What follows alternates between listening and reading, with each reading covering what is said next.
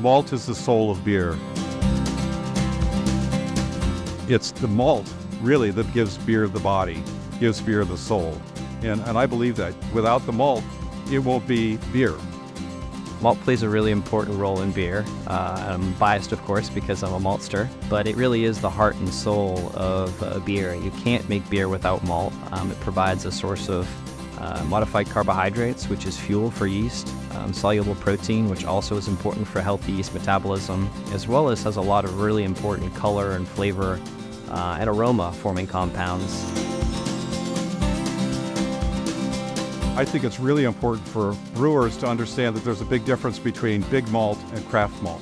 Everything about local and craft is very different.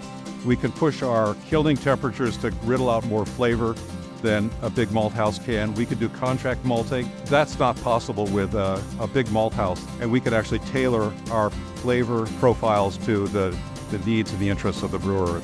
We make malt on the floor, meaning we traditionally floor germinate grain the way it was done for hundreds of years before it started becoming very commercial and industrial and mechanic. We take our time and really allow a depth of flavor that isn't possible without traditional floor germination to happen in our malt house. You know, in certain styles, it does shine, you know, and that is why we use it for farmhouse ales. We're trying to get closer to that rustic concept. So maybe they're a little bit more under-modified than we'd be getting from a big supply house. They are more what we would imagine is historically accurate. So they do work on that platform and in that way. You know, for 20 years I made micro beers, but not with local ingredients because there weren't any. And now we have micro malteries and hop growers. And for the first time, we can actually make local beer with local ingredients. So for me, that's the most exciting thing. I'm trying to support it, and as they keep opening up, they get better and their prices get better, and I think that's the most fun thing for me right now.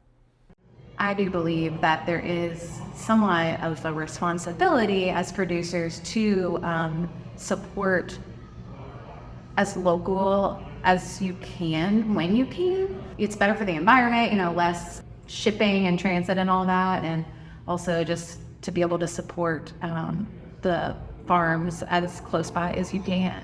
The support that we've been shown from the beer community really has been overwhelming. We're passionate about beer, really passionate about local agriculture and how we can support farmers and brewers and shorten the supply chain and really try and do some amazing things with raw materials for beer.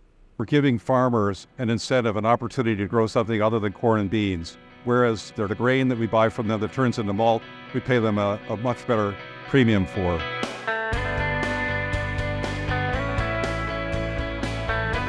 On our operation, we like to have multiple things going. We are very diverse, so it's just another way to pull some income. If another part of the farming income is down, this is just another avenue we could pull income. With the value-added grains that are be growing for the distillers or the brewery market, they're looking at a higher revenue stream if they're able to get it into that market rather than producing for animal feed industry, which is what they typically would raise corn and soy for.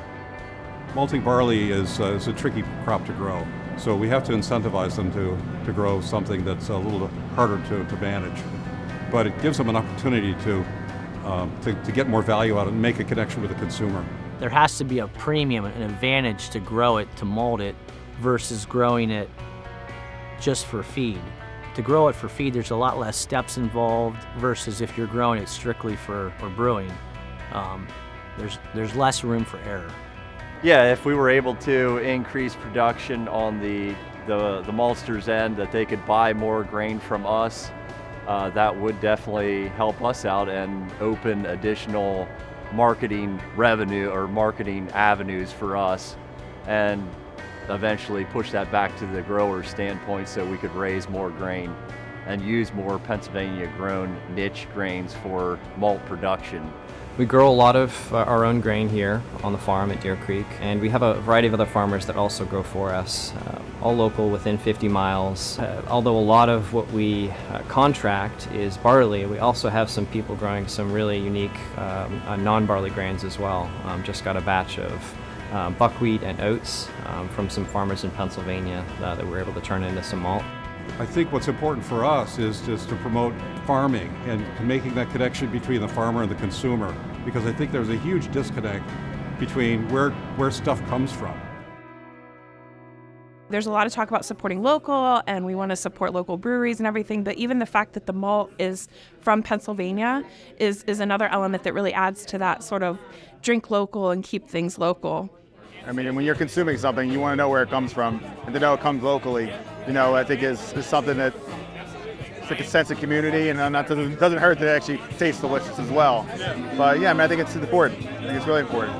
Craft malt comes at a fairly significant premium. Craft brewers have to be committed to something other than price in order to want craft malt. And so the people who are using our malt really care about local, they care about the quality, they care about the flavor. We have on the board right now, I think 3 beers made entirely with Deer Creek malt.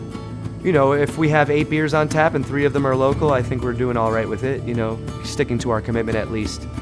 I want to use my money to purchase things that I know are going to give back or be a part of the community that I live and work in. So I try to be really conscious about that, whether it's beer or groceries.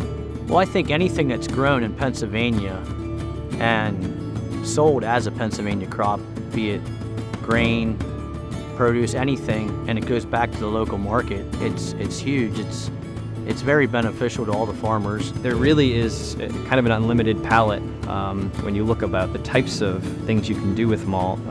If you can kind of take the leap and be creative in the malt house, whether it's using different types of grain or just kind of questioning the status quo of what traditionally has been defined as a certain style of malt.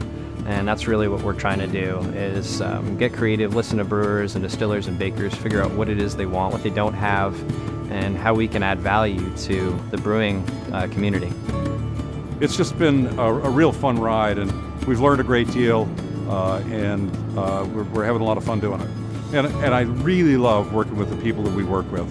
It's just nothing like regular business. It's, brewers are just great folks, distillers, great folks. It's just fun.